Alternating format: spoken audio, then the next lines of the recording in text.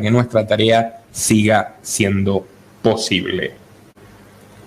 Querido Mauricio, bienvenido, es un placer tenerte de nuevo con nosotros. Hola Nicolás, el placer en realidad es mío siempre estar en el canal y especialmente con poder hablar contigo y poder mostrarle a la gente todos, ¿no es cierto?, frutos de nuestras investigaciones y poder en el fondo atenernos siempre a buscar, ¿no es cierto?, la realidad, un fundamento sólido, o sea, así que siempre es un placer estar en este canal. Mauricio, yo tal vez todavía hay gente que no lo sabe, si bien yo lo he contado en varios programas anteriores. Nosotros tuvimos que enfrentar un trago muy amargo en diciembre. Tú y yo, y también el epidemiólogo Mario Borini, la infectóloga Roxana Bruno, el vacunólogo que incluso trabajó bajo los protocolos del Hospital Militar Estadounidense, Eduardo Maturano, el bioquímico, el doctor en bioquímica Marcelo Peretta, y creo que me estoy olvidando de alguien, pero todos estos profesionales de excelencia a los que yo convoqué, especialmente tú, porque contigo hemos hecho media docena de programas, habíamos llegado a hacer 14 piezas extremadamente informativas, sustentadas en evidencia empírica.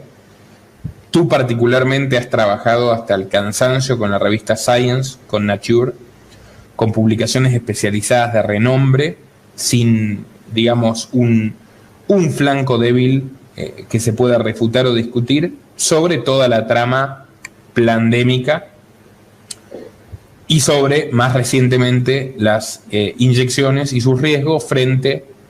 Nosotros no somos anti-inyecciones, ya ni siquiera se puede decir, mire qué penoso, la palabra con B corta.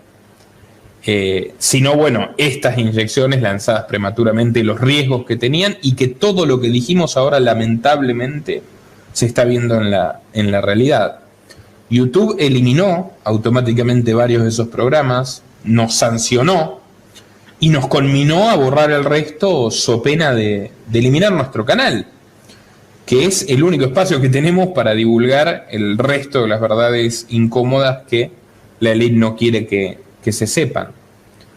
Y esto fue terrible para nosotros, porque disfrutamos mucho haciendo esos programas, eran más de casi 5 millones de visitas, le abrimos los ojos a muchísimas personas en todo el mundo, y ya no podemos hablar de eso abiertamente, y no podemos hacerlo aquí, no puedes hacerlo en Amos del Mundo, ya no existe TV1, tantos otros canales han sido eliminados por esta razón, pero bueno, tú y yo decidimos, en honor a nuestro compromiso con la verdad y ante todo con la libertad humana y los derechos de las personas y el saber, seguir hablando de todo lo que está sucediendo en el mundo desde otro abordaje, pero bueno, lo haremos mientras se pueda y mientras la gente nos apoye. No sé si quieres compartir alguna reflexión sobre este nuevo avance del oscurantismo bajo pretexto del consenso científico, lo cual es mentira porque los científicos como tú los censuran y los persiguen.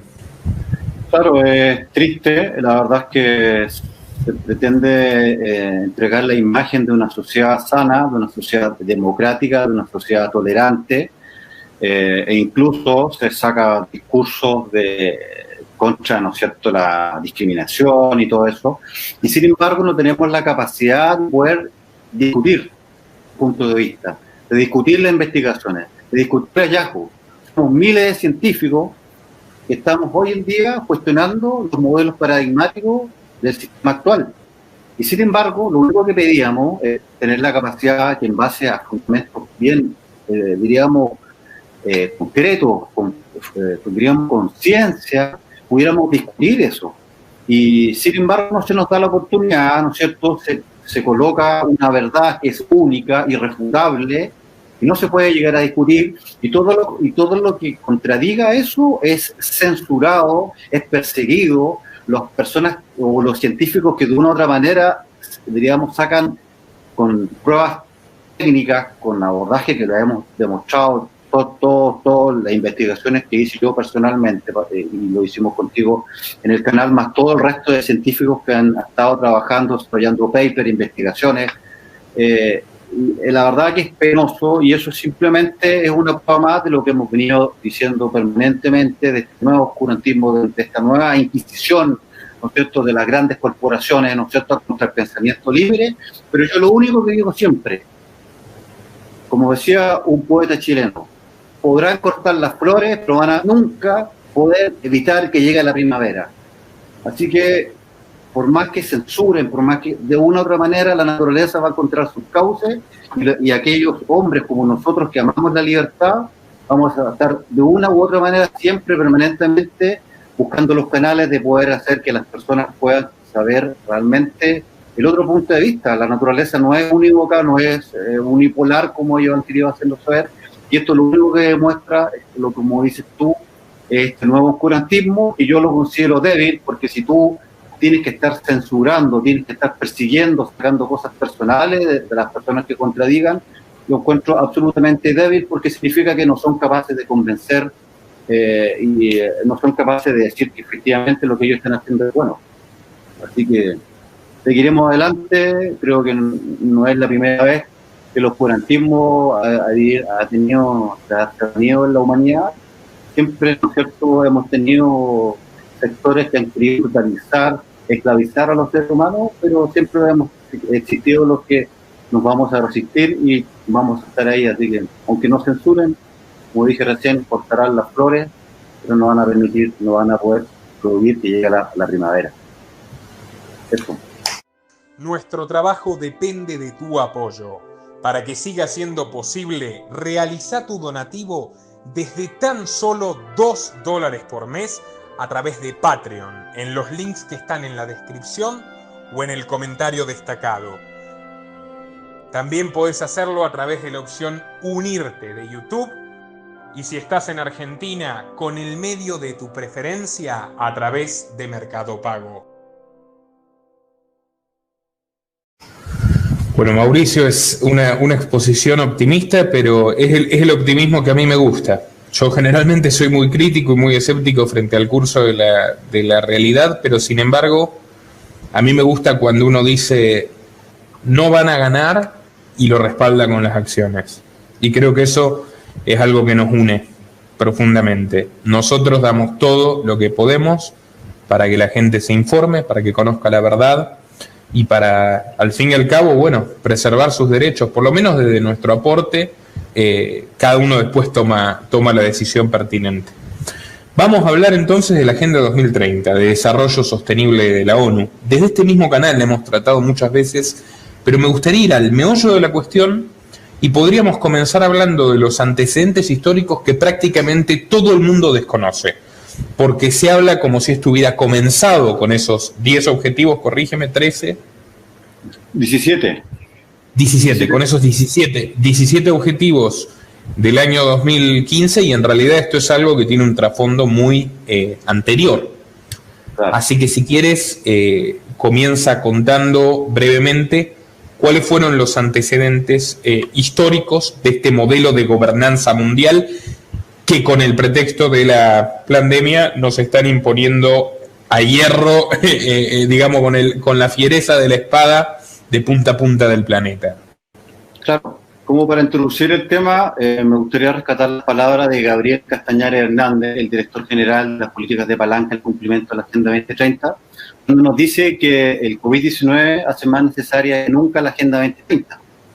Entonces, para poder entender esto, yo creo que lo que nosotros tenemos que hacer es hacer una revisión histórica y política, especialmente todo el área intelectual que ha ido dando conformación a este mundo moderno, y podríamos partir entonces con los antecedentes históricos, lo que podríamos denominar antecedentes de la nueva gobernanza, y rescato a dos pensadores que me parecen importantes en esta historia. El primero es Condorcet. Condorcet, en su libro Bosquejo de un cuadro histórico del progreso del espíritu humano, ¿cierto?, él nos dice que la naturaleza humana tiene como tendencia una expansión política y económica sobre el resto del planeta, y que uno de los basamentos importantes del ser humano es basarse en la razón. Y el segundo pensador que me parece que es importante en esta evolución histórica del pensamiento que ha concluido... Condorcet es muy interesante, y permíteme que haga un paréntesis, porque viene a cuento Condorcet, Nicolás de Condorcet, si no me acuerdo mal, fue el girondino, no era jacobino, era girondino de la Revolución Francesa, que dejó sentadas las bases de la instrucción pública obligatoria. Cuando nosotros siempre enfatizamos el rol que tiene el adoctrinamiento desde las escuelas, la monopolización de los contenidos por parte del Estado, que secuestran a los niños desde los 4 o 5 hasta los 18 años, que ya son hombres, y le inculcan constantemente ideología, disfrazada de ciencia o de conocimiento duro, pero es ideología compatible con los intereses del poder en cada época, estamos hablando de una idea que en Occidente arraiga y que luego florece y se contagia por todo el mundo en el siglo XIX, con este señor Condorcet, que era una persona que ya tenía una idea, digamos, de que el mundo tiende al monopolio del poder, y básicamente, bueno, es una idea ambigua, porque Condorcet tenía algunas ideas liberales correctas, pero también tenía como que daba por sentado que íbamos a esto, a un gobierno mundial, y en cierto modo creo que su tesis contribuyó a que eso suceda, por no oponerle resistencia, y terminó sirviendo para que la educación pública sea como una preparación a lo largo de los años. Primero, para que la gente se someta al Estado-Nación, que es el Estado que secuestra a la sociedad y obliga a la gente a morir por él, a trabajar para él, etcétera, convenciéndole de que el Estado somos nosotros y no es verdad, y ahora por el Estado mundial. Sigue, Mauricio, solo era un comentario.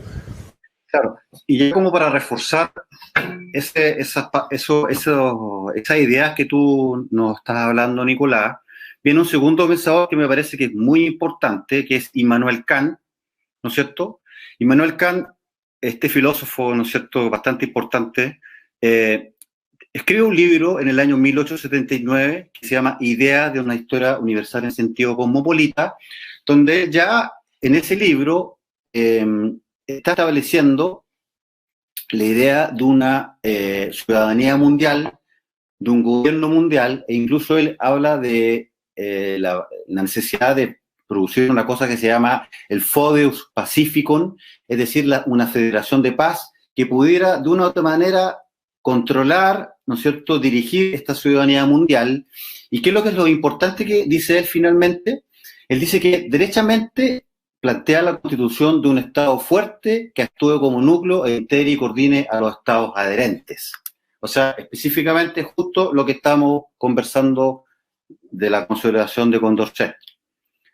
Entonces, yo creo que, bueno, y ahí hay otros autores, Turgot, ¿no es cierto?, y otra playa de intelectuales, ¿no es cierto?, que habría que ir revisando, van finalmente construyendo este marco teórico. Finalmente, pasemos ya a la cosa más moderna, hablando de los antecedentes históricos de la posmodernidad. ¿Te parece? Me parece bien, con el solo comentario en defensa de Kant, que también tiene, y lo hablamos acá en el canal, justamente a cuento de la genealogía de la idea del gobierno mundial, y también en defensa de Turgot, que era un fisiócrata francés, un preliberal si se quiere. En esos dos casos, a diferencia de Condorcet, yo creo que ellos tienen un muy fuerte estímulo de creer que disolver a los gobiernos europeos de su tiempo para que converjan en un gobierno único eliminaría la guerra, que lo veían como un terrible mal, con toda la razón del mundo, porque era la guerra entre los estados que terminaba arrasando con la vida de los inocentes por los intereses de los monarcas. Pero bueno, a las claras está, yo creo que no tuvieron un análisis suficientemente agudo para advertir, siendo dos genios, especialmente Kant, que un gobierno mundial, la tendencia de un gobierno mundial sería todavía más opresivo, porque ya no habría competencia entre estados, no habría dónde escapar, y la guerra sería una guerra de los poderosos contra los oprimidos de todo el mundo, el gobierno de todo el planeta contra los oprimidos de todo el planeta. Entonces la desigualdad de poder es mucho mayor y el mal generado es mucho peor. Pero bueno, yo por lo menos creo que tuvieron buenas intenciones y habrán pensado en la universalidad de la paz y de la libertad, como lo decían explícitamente, y no en que iban a terminar generando un monstruo peor que el que combatían. ¿Cómo continúa moldeándose esta idea ya en la práctica con los posmodernos en el siglo XX? Claro. Creo que para poder entender ya el desarrollo, ¿cierto?, de la parte posmoderna, creo que hay algunos hechos históricos que son súper importantes. Uno de ellos, ¿no es cierto?, diríamos, es la que se llama la caída de los socialismos reales, ¿no es cierto?, en el año 91.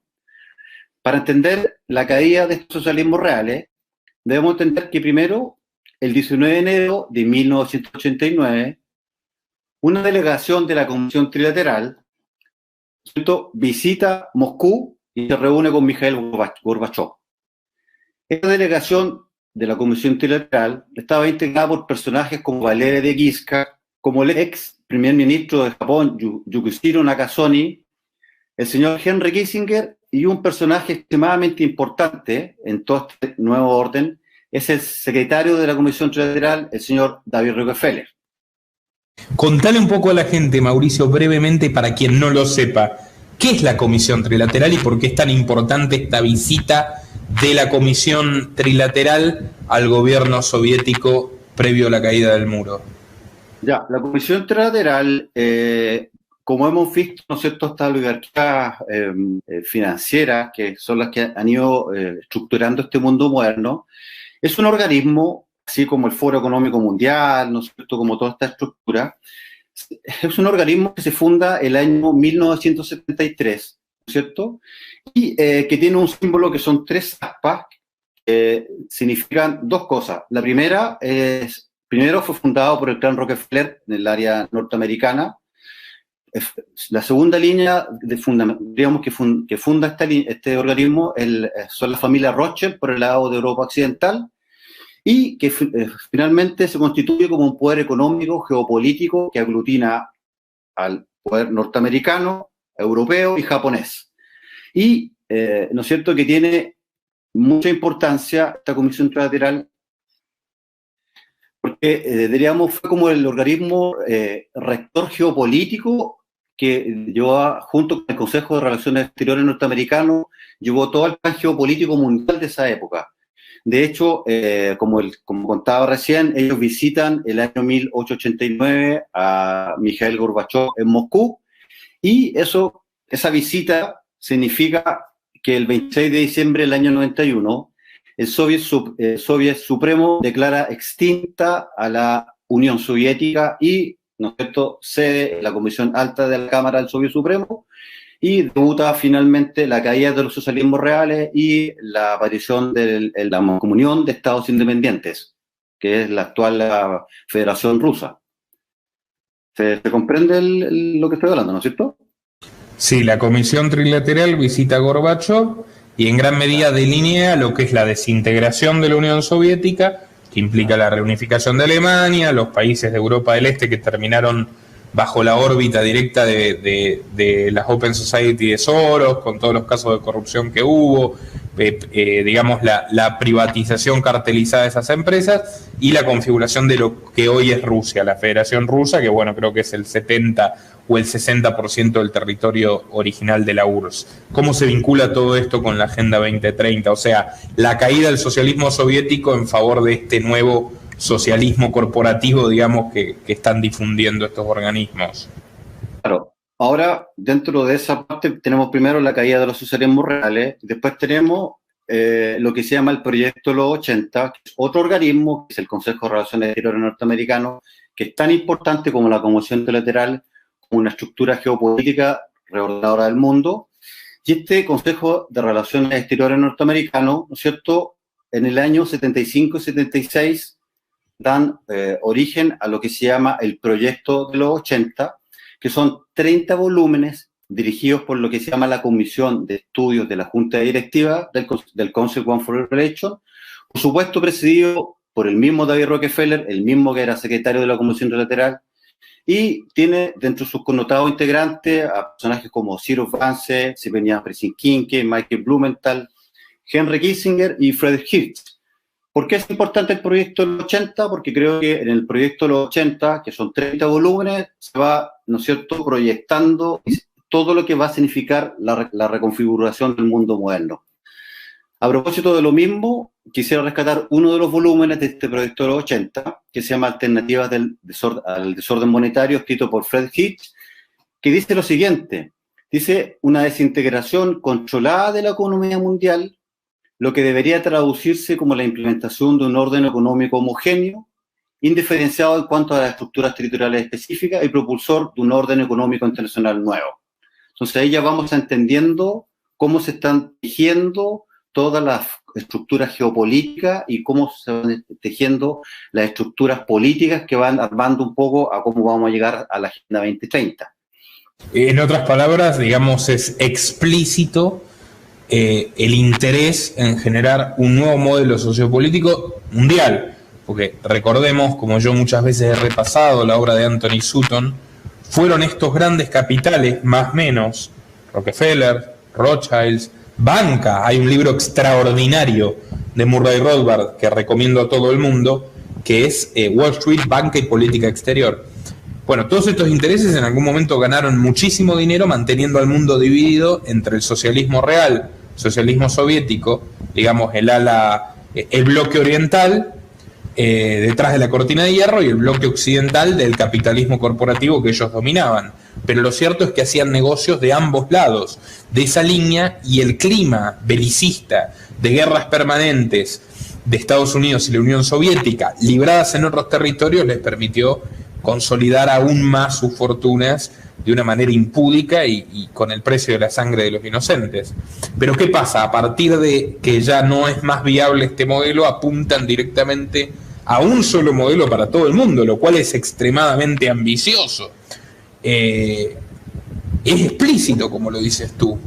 Bueno, ¿y cómo va avanzando esta idea? Pues yo entiendo, por ejemplo, que la primera presidencia, por ejemplo, la presidencia de Clinton en los Estados Unidos, con Al Gore, que empieza a incorporar toda la cuestión ambientalista, el discurso de el cambio climático. ¿Cómo se relaciona esta instauración del terrorismo climático, de que el mundo se acaba, de todas estas predicciones fallidas, de ese tratar de atemorizar a la gente de que su modo de vida, o sea, nuestro modo de vida nos conduciría a la catástrofe? ¿Cómo se relaciona el ambientalismo con este nuevo programa de gobernanza mundial? Claro, como para concluir un poco la primera parte de lo que conversábamos, habría que nombrar a Swan Brzezinski, que era uno de los teóricos, ¿no es cierto?, de la Comisión Trilateral. Él escribe un libro que se llama La Era Tecnotrónica, lo escribe en el año 1970, yo lo leí completo, donde nuevamente nos refuerza un poco más la misma idea ¿no es cierto?, de Fred Hitch. Él finalmente, la síntesis de este libro es sustituir el sistema tradicional por un sistema global. Y después, por supuesto, viene la crisis del petróleo del año 73, ¿no es cierto?, donde finalmente vimos que los grandes ganadores de esa crisis del petróleo no fueron precisamente los árabes, sino que fueron específicamente las grandes corporaciones que, ¿no es cierto?, se enriquecieron con más de 1.500% del precio del crudo, y donde incluso el gobierno de Jimmy Carter en esa época y Walter Mondale, que era su vicepresidente, eran todos miembros de la Comisión Trilateral.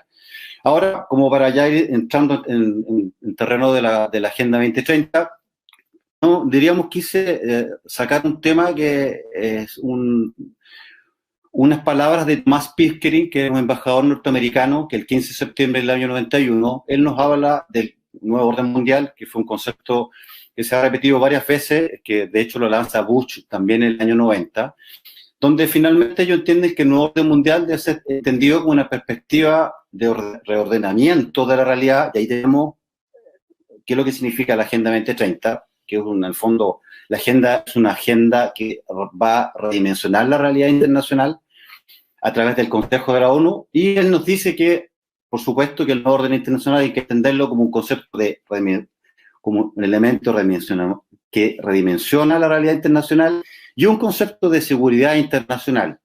Y ahí tenemos, por ejemplo, trabajos como lo del George Marshall Landau, América Latina, la encrucijada de los países, un reto de los países trilateralistas, y tenemos, ¿no es cierto?, todas estas, por ejemplo, la Fundación de la Sociedad de la América, la Iniciativa de la América y el Fondo Interamericano, que finalmente coincidan y nos dan finalmente luz a lo que va a significar la Agenda 2030.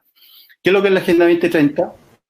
La Agenda 2030, ¿no es cierto?, se lanza, es un proyecto bastante ambicioso, que fue presentado en Nueva York entre el 25 al 27 de septiembre del 2015, ¿no es cierto?, que fue adoptada por la unanimidad de 193 Estados miembros, es decir, en estos momentos 193 estados en el mundo están implementando esta Agenda 2030, que se supone que son 17 ODS, o Objetivos de Desarrollo Sustentable, que es el lenguaje civilino, donde ellos, ¿no es cierto?, tratan de decir que están protegiendo el planeta y toda esta cosa. Tiene 169 metas y 232 indicadores, ¿ya? Ahora, ¿qué significa esto? Mauricio, ¿te parece si repasamos, antes de que prosigas con estas metas e indicadores, podemos recordar los 17 objetivos de la Agenda 2030, los declarados objetivos? Claro, los objetivos en realidad incluyen, mira, el tema de educación, el tema energético, el tema de la vida sexual y reproductiva, el tema medioambiental. La verdad es una agenda tan codiciosa que incluye, yo creo, que todos los aspectos de la vida humana, desde la parte, diríamos, del manejo de la vida digital del ser humano hasta lo que comemos. Entonces, en realidad, estos 17 objetivos incluyen absolutamente todo el aspecto de la vida humana en su totalidad.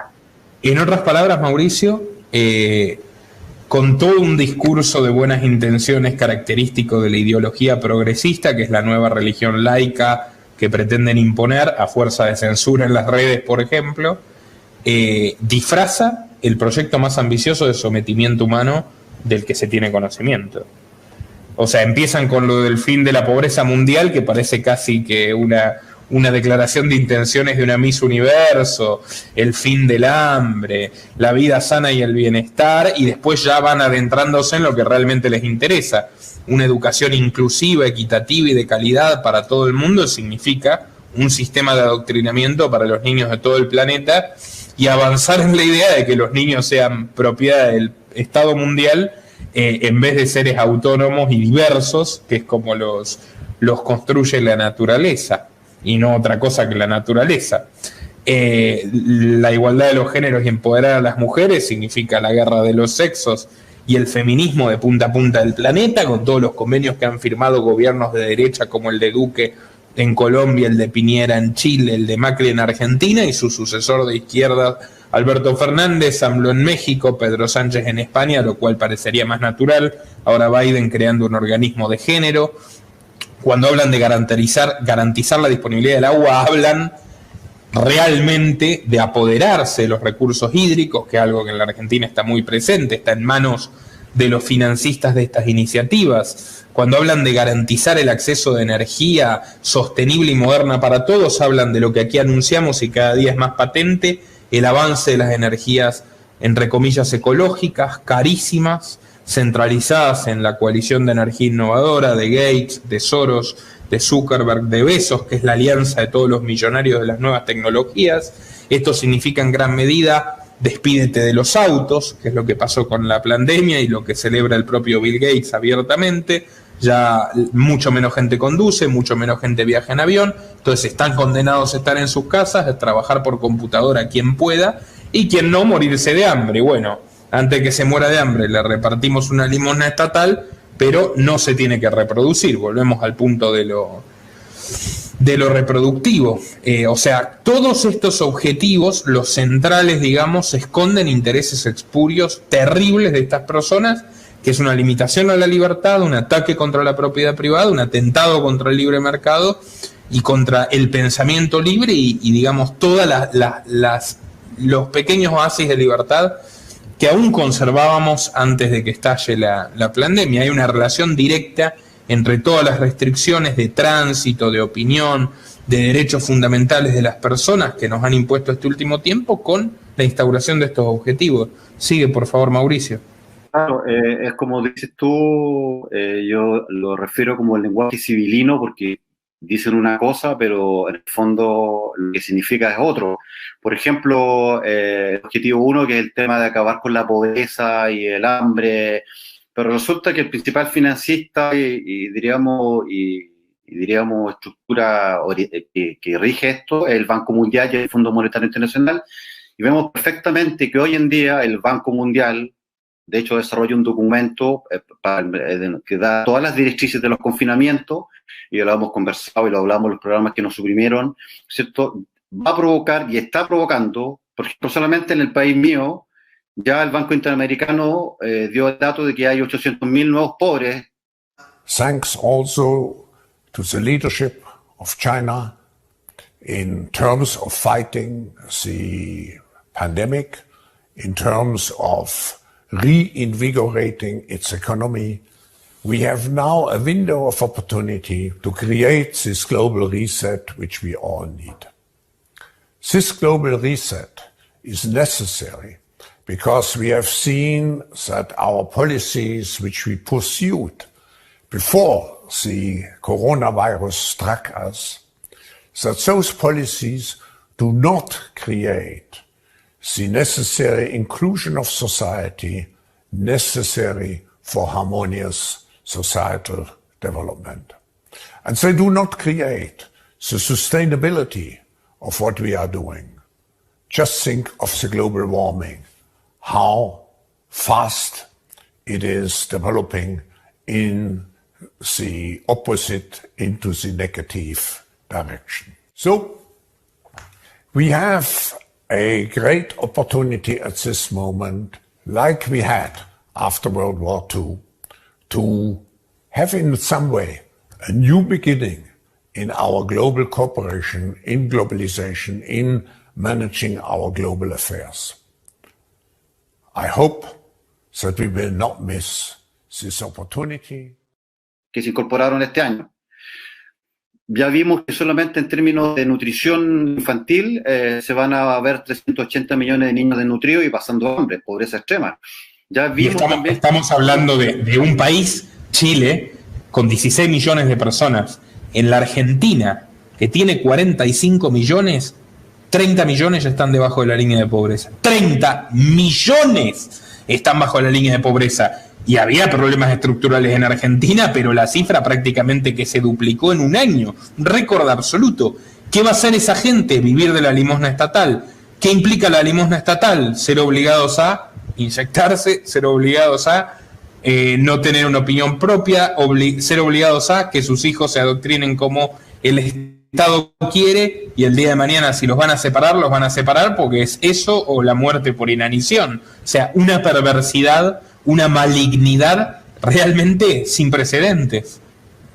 Claro, incluso los mismos análisis del Banco Interamericano, de hecho tenemos varios documentos al respecto, evidencia que una de las grandes elementos que produce pobreza, ¿no es cierto?, produce empobrecimiento de la especie humana es la deuda externa, y sin embargo son ellos mismos, a través del mismo Banco Mundial, con este tema del confinamiento, están, ¿no es cierto?, entonces dicen una cosa, y por otro lado, yo digo, siempre el lenguaje civilino. Incluso uno, cuando va revisando estos documentos, es que incluso hasta producen como una especie como de risa o de hilaridad. Tú ves, por ejemplo, que en el área educativa, leí unos documentos cuando hice el estudio del caso, y ellos dicen perfectamente que los millennials es un tipo de generación que son individualistas y que por supuesto ellos... Los millennials. Claro, que es como la base que viene del mundo que va a construir la Agenda 2030, es como el sustrato, porque el resto ya está como pasando un poco a otro periodo. Entonces ellos dicen, hay que aprovechar la capacidad de los millennials de ser individualistas, y por lo tanto hay que estimularlos a que aprendan a hacer, que ellos aprendan lo que a ellos les gusta, como les gusta trabajar solo, y eso es súper importante, dicen ellos en varios documentos que leí, porque eso significa que al tener ese tipo de comportamiento, ellos van a poder hacer contratos sin necesidad de que haya contratos con las empresas, y eso es muy bueno, tanto supuestamente para el millennial, como para la empresa, porque hay ahorro, y eso, por supuesto, redunda en proteger aún más la pobreza y todo este lenguaje civilino. O sea, es así de jocoso el análisis de estos documentos.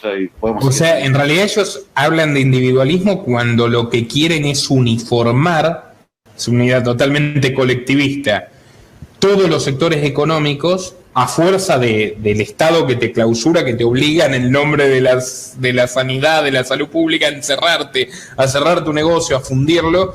Quieren convertir al mundo en un mundo de teletrabajadores, de personas que trabajan en su casa. Otro presagio de Bill Gates, ahora ya ha crecido un 50% el teletrabajo. No solo venden más cosas, sino que los ayuda a controlar, a uniformar mucho más a las personas empleadas y productivas que quedan, obligándolas a que trabajen desde su casa y computarizadas. Los precarizan, los controlan, los uniforman y hablan de individualidad. Es el doble pensar de Orwell. O sea, es la guerra, es la paz, la libertad es la esclavitud. Literal. Claro. O sea, la individualidad es el colectivismo barbárico del socialismo corporativo. ¿Cómo podrías compaginar esto con la obra del gran liberal, libertario Roy Childs, el gran historiador económico Roy Childs, Grandes Negocios y el ascenso del estatismo? ¿Cómo se vinculan aquí en la Agenda 2030, desde tu punto de vista, la avidez de estas megacorporaciones que no compiten con la violencia del Estado que necesitan para instrumentar este plan de dominio mundial?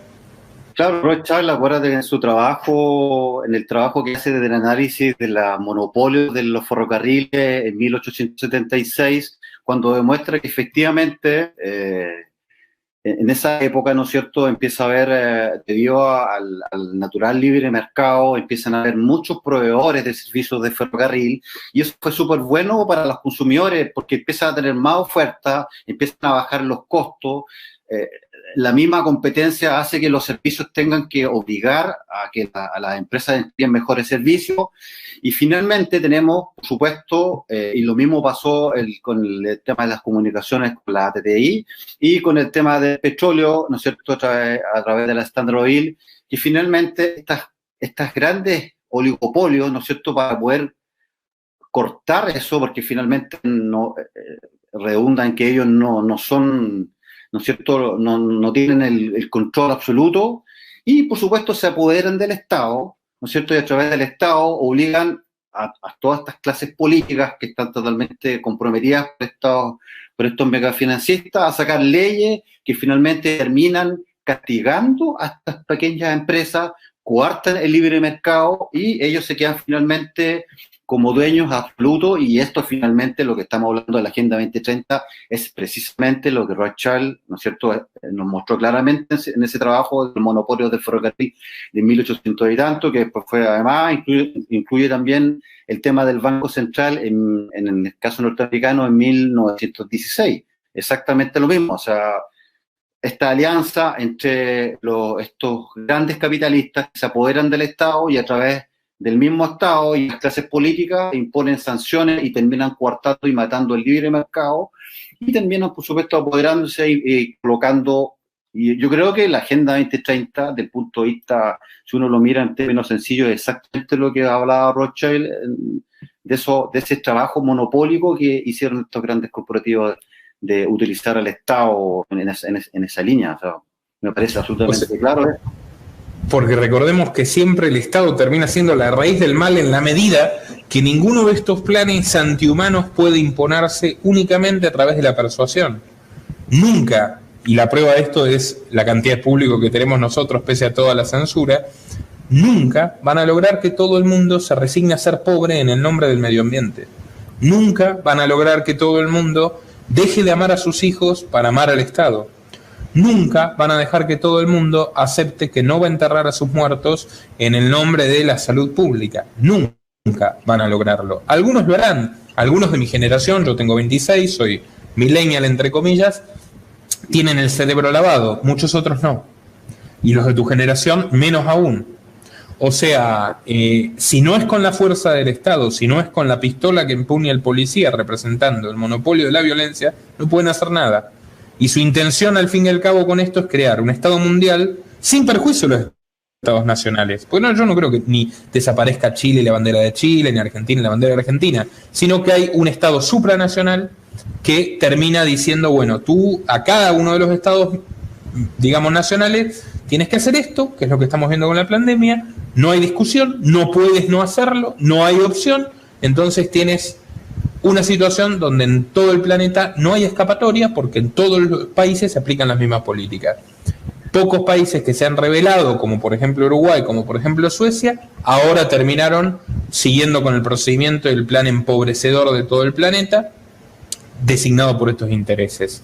Yo me acuerdo de Bakunin, que la verdad creo que ha sido uno de los izquierdistas más lúcidos de la historia, un hombre profundamente honesto, más allá de que en muchas cosas yo no coincida con él, cuando él dice Marx y Rothschild, los Rothschild del siglo XIX, los que se enriquecieron con las guerras napoleónicas y con los imperialismos, son dos caras de la misma moneda. Y sin ahondar en sus apreciaciones con las que no coincido propias de la época, el concepto de que Marx y Rothschild son dos caras de la misma moneda es completamente cierto, respaldado en la historia. Porque ¿qué quiere Marx? Un mundo donde todas las personas piensen lo mismo y sean dirigidos por una pequeña vanguardia de iluminados que dirijan absolutamente todos los espacios de su vida. ¿Qué quiere Rothschild? Lo mismo, un mercado cautivo mundial donde una pequeña vanguardia de iluminados ganen dinero obligando al resto del mundo a trabajar y a consumir de acuerdo a los cánones centralizados. ¿Qué es la Agenda 2030? Centralizar el poder en las manos de los Rothschilds y usando como ejecutores a los pintorescos herederos de Marx, como el vicepresidente comunista de España, que es oficialmente vicepresidente de Asuntos Sociales y Agenda 2030, Pablo Iglesias. O sea, nuevamente vemos cómo finalmente se unieron, ya sin ningún disimulo, el capitalismo corporativo, enemigo del libre mercado y de la propiedad privada, y los vestigios del socialismo. Mauricio, si quieres ahondar un poquito de más quiénes financian todo este tipo de iniciativas, y bueno, luego ya proceder a las conclusiones, todo lo que quieras agregar, no te interrumpo más. Claro. Solamente nombrar que la Agenda 2030 tenía fuentes teóricas previas. Tenemos la Declaración de Guadalajara del año 91, tenemos el Congreso de Bariloche del año 1995, y finalmente la Declaración del Milenio del año 2000, que en realidad fue como un fracaso. Yo creo que estos fueron los primeros intentos de estas megacorporaciones, que después fue un poco acelerado a propósito del creciente desarrollo tecnológico y el Big State, que le ha permitido, ¿no es cierto?, tener un poder bastante... como para un poco ahondar con respecto al tema climático, acuérdate que se lanza esta agenda y 2 meses después aparece en París la cumbre del clima SOEP 21. El financiamiento de la agenda es bastante interesante. Finalmente se repiten las mismas corporaciones que están tras de ¿no es cierto?, de las vacunas, tras de las pandemias y todas estas cosas. Tenemos por un lado corporaciones, entre comillas, filantrópicas, como la Fundación Bill y Melinda Gates, por ejemplo, el Fondo de Inversión de la Infancia de la Fundación Susan Buffett. Tenemos también la Fundación Ford, atrás, ¿no es cierto?, que está entregando recursos para esto. Tenemos también, por ejemplo, otras fundaciones que están entregando dinero para esto, como la Fundación Carlos Slim de México, el Tata Trust Foundation de la India, también tenemos el Alika Chin de China, ¿ya? Y tenemos otras fundaciones como la Baking Koch de Turquía. Ellos calculan que el costo de implementación de esta agenda fluctuaría entre 1,6 a 3 billones de dólares, con un costo estimado total de 20 billones de dólares. Y el documento principal de esto, del financiamiento, está en un documento del Banco Mundial que se llama France Billion to Trillions, ¿no es cierto?, que es del 2015, donde hace diría un claro detalle del financiamiento y los eventuales destinos de estos fondos.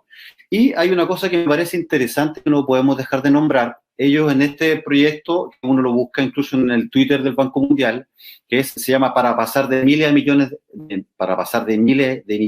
a billones, ellos hacen un ítem de varios posibles fuentes, entre los cuales hablan, por ejemplo, 140.000 millones de dólares extraídas de ONG multilaterales, ya que hay un tema súper importante. Para financiar esto, ellos incluso están viendo extraer 35 billones de dólares existentes en fondos de pensiones. Y tenemos además... Repíteme esto, Mauricio, repíteme esto. ¿Qué me estabas diciendo de pasar de miles de millones a billones? O sea, este plan que se llama de pasar de miles de millones a billones, que es para financiar la implementación de esta agenda, que dijimos que puede llegar a costar hasta 20 billones de dólares, dan como 3 fuentes que son las más importantes, aparte del financiamiento que dieron estas fundaciones, entre comillas, filantrópicas. Uno, son 140.000 millones extraídas de ONG multilaterales. Pero hay una fuente que no puede... 140.000 millones de dólares, más que creo que el PBI de Chile por ahí. 140.000 millones de dólares, solo aportes de los Soros, los Buffett, los Gates, este tipo de personajes. Y ellos quieren billones en acepción latina, o sea, millones de millones, como el Producto Bruto Interno de Estados Unidos. Pero una de las fuentes de inversión que a mí más me llamó la atención es que ellos hablan de 35 billones de dólares que se extraerían de fondos de pensiones. Quitar 35 billones de dólares de dinero, ¿no es cierto?, de la gente trabajadora que llega a la parte final, ¿no es cierto?, de su vida laboral, y ellos ya lo están viendo también como una forma de financiar esta famosa agenda. O sea, a los mayores que ha dicho Alberto Fernández repitiendo el decálogo de la ONU, que hay que exterminarlos porque son muy caros, les queremos sacar su dinero para financiar el exterminio. O sea, es perfecto en la maldad. Claro, y eso que estoy hablando yo, deberíamos haber traído de la misma página del Banco Mundial. Y finalmente ellos hablan del último fondo, que serían 10 billones de dólares, que serían fundamentalmente extraídas de los estados a través de impuestos. Eso sería... Los impuestos mundiales, ¿no? Que quieren empezar a implementar para que después algún estúpido progresista disfrazado de liberal diga, no, esto es genial. No, todo esto además de todo el desastre tiránico que conlleva, tiene costos que serían impuestos mundiales, como si ya no tuviéramos suficientes en nuestros respectivos países. Claro. Bueno, como para terminar este tema, diríamos, hay un pensador llamado Strang que dice que la sociedad internacional no puede seguir reduciéndose a los estados, sino que debe incorporar a otros actores y fuerzas como las compañías privadas, las grandes corporaciones como fuerzas potentes de mercado. Incluso Klaus Schwab, en su libro El Gran Reset, habla ya derechamente que los estados deben ser dejados de lado porque han demostrado en realidad que no tienen la capacidad de tomar decisiones y deben ser las corporaciones, estas grandes corporaciones, las que deben tomar finalmente la batuta y el control de la gobernanza mundial. ¿Cuál es el objetivo de esto? Por supuesto que el objetivo de cualquier jerarquía es perpetuarse, finalmente para obtener acceso a recursos ilimitados, y eso se establece a través, creo yo, de liderazgo autoritario, controles unilaterales a través de estas corporaciones, y para eso necesitamos eliminar la expresión, la movilidad y la intimidad. ¿No es cierto? Es un poco el tema del financiamiento y la estructura geopolítica. Tal vez nos quedaría hablar el proyecto filosófico que está con Cito, y tal vez el tema de los tratados, especialmente el TTP-1, que es el tratado que es como una cosa mandatoria en esta Agenda 2030. Bueno, Mauricio, si quieres resumirlo pausadamente, adelante. Ya, ¿Cuál es la filosofía autoritaria que hay detrás de todo esto, más allá de los hechos que ya expusimos? Claro, bueno, la filosofía de la agenda es el transhumanismo. De hecho, hay un documento llamado Los Fundamentos Epistemológicos y la Transformación Digital de la Agenda 2030, un documento de Joaquín Fernández Mateo. El transhumanismo, por supuesto, ya sabemos que el primer teórico es Julian Huxley, por supuesto un biólogo, escritor, geneticista, que utiliza por primera vez este concepto en el año 57, donde aboga directamente por la intervención del hombre en la evolución natural de la especie. Ya lo habías hecho en un programa anterior tú, y habías dicho que este personaje fue el primer presidente de la UNESCO el año 46 y además presidente de la Sociedad Americana de Eugenesia. O sea, abiertamente, el presidente de la Sociedad Americana de Eugenesia, el concepto de Mengele, de los nazis, de los peores asesinos de la humanidad, el presidente de la Sociedad Americana de Eugenesia, aristócrata inglés, fue el primer director de la UNESCO, que es el Ministerio de Educación del Mundo, uno de los organismos que junto con la OMS, ambos de la órbita de la ONU, están llevando adelante esta agenda. O sea, un eugenicista, una persona que quería que el ser humano intervenga en la naturaleza por encima de la vida, por encima de las leyes naturales, para modificar a la especie de acuerdo a su locura. O sea, otro más para sumar al club de los mesías delirantes Rothschild y Marx. Prosigue, Mauricio. Claro, este transhumanismo, bueno, los pensadores más importantes tenemos Max More, David Pearce, Nick Bostrom. Tenemos, por ejemplo, al futurista Ray Kurzweil, que es actual director de ingeniería de Google. Y la premisa de esto... De Google, director de ingeniería de Google. Exacto. Entonces, la premisa de ello, que está sucinta en la Agenda 2030, es que la teoría es que la naturaleza es la evolución de la biología es lenta y finalmente se reduce la transmisión de genes, y esa transmisión, como es al azar, nos expone a la vejez, a la enfermedad y todo tipo de sufrimiento, a malos sentimientos morales, y ellos dicen abiertamente que eso no se puede aceptar, y tiene 3 principios, que es la superlongevidad, la superinteligencia y el superbienestar. Y incluso David Pearce nos habla que él propone un proyecto llamado el proyecto evolucionista, que es abolir absolutamente el sufrimiento del ser humano mediante las técnicas del CRISPR. El CRISPR dijimos que es la técnica genética que el clúster... Espera. Abolir el sufrimiento. Exacto. O sea, es un complejo de divinidad, el Soma de Aldous, el hermano menor de Julian, que aterrorizado por su hermano escribió Un Mundo Feliz. Abolir el sufrimiento. Claro. ¿Y cómo planean abolir el sufrimiento? Explícanoslo pausado. Claro, esto un poco está diríamos, por ejemplo, en Fausto, cuando, ¿no es cierto?, la inmortalidad y el sufrimiento y hace un pacto con el demonio. Vendiendo su alma. Claro, exacto. Y tenemos también, ¿te acuerdas? La Divina Comedia, cuando él ya habla de transhuma, o sea, superar la condición humana. ¿Y cómo se logra esto? La Divina Comedia, que es el infierno. O sea, realmente, sin ser religiosos, ni tú ni yo, hay una connotación verdaderamente satánica en todo esto, por lo menos desde el punto de vista literario. Claro. Bueno, ¿cómo se logra esto? Es cómo superamos a la naturaleza, es la fusión, por lo tanto, de la biología con la tecnología.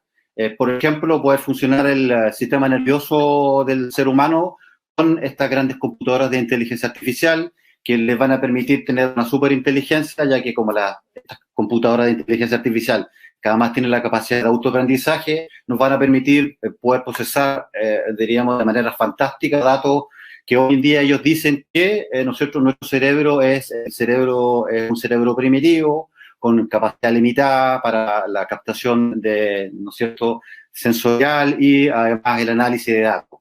Y la otra es utilizar lo que se llama la técnica CRISPR, que es Cluster Regularity Interspace Short Palindromic Repeat, que es la manipulación del material genético e ir eliminando específicamente enfermedades, ir eliminando malos comportamientos. Y como dice un pensador Fernández, en la Agenda 2030 está la clave de este transhumanismo, ya que podemos transformar tecnológicamente las organizaciones gracias a la industria 4.0, el capitalismo 4.0, que nos hablaba Klaus Schwab, aumentando su eficacia potencial. Así podemos mejorar tecnológicamente la condición humana, hacerla feliz y acabar el hambre y todos los sufrimientos.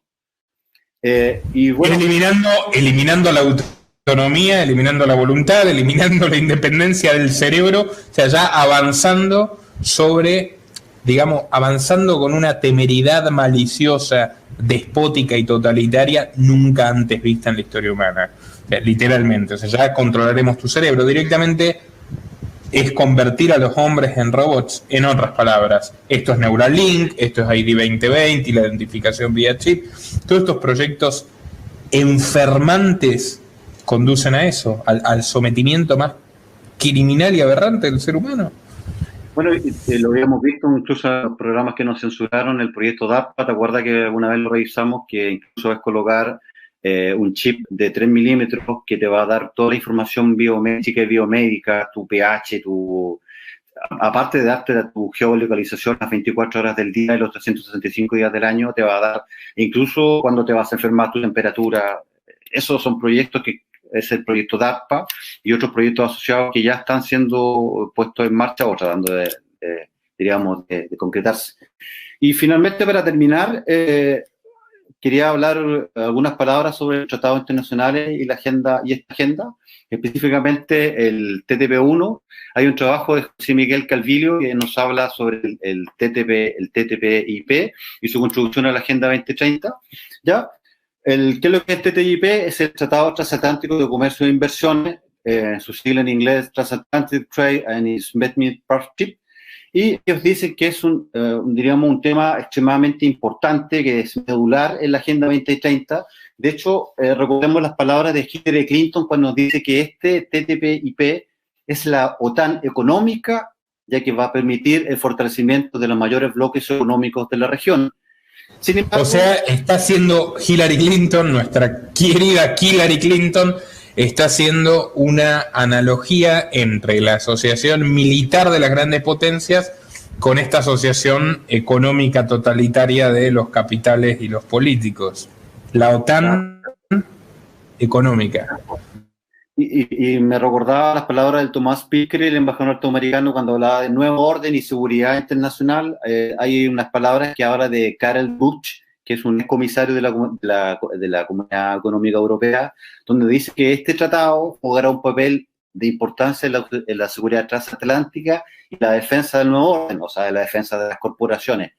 Y, por supuesto, si uno revisa qué es lo que va a significar esto para los países como nosotros, hay un estudio del BID que indica que nosotros como países, ¿no es cierto?, pequeños, que no tenemos capacidad, ¿no es cierto?, de competir con estos grandes bloques económicos, por ejemplo, va a significar solamente para América Latina la caída de más del 3% del PIB, ¿no es cierto?, de los países latinoamericanos, y además podría llegar a despedazar la industria latinoamericana porque no tenemos la capacidad para poder competir finalmente con estos grandes bloques.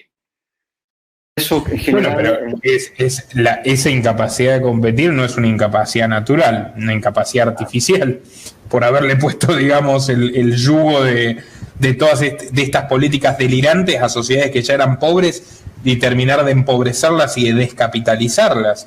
No es el mismo agua. A ver, no, BlackRock, ¿dónde están estas grandes corporaciones? BlackRock, Vanguard Group, los administradores de pensiones que obligan, como explicamos en nuestro programa, recomiendo sobre Larry Fink, al resto de las empresas del mundo a adoptar estas políticas. ¿Están en Estados Unidos?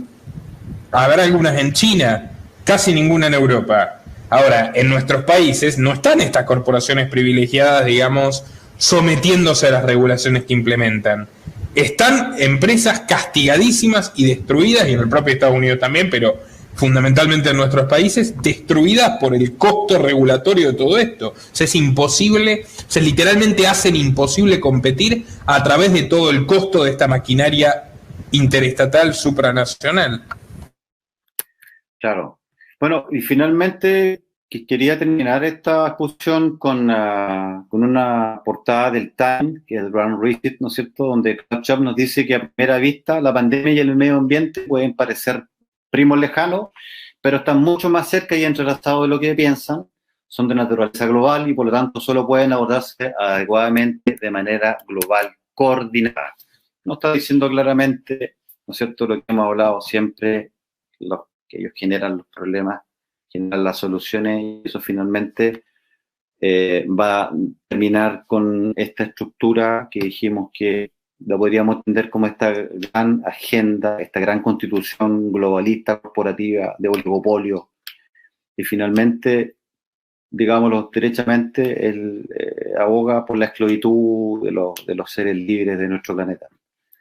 Eso en general es la revisión que hicimos del tema de la Agenda 2030, Nicolás. Bueno, Mauricio, chapó, me saco el sombrero, creo que ha sido sumamente ilustrativo.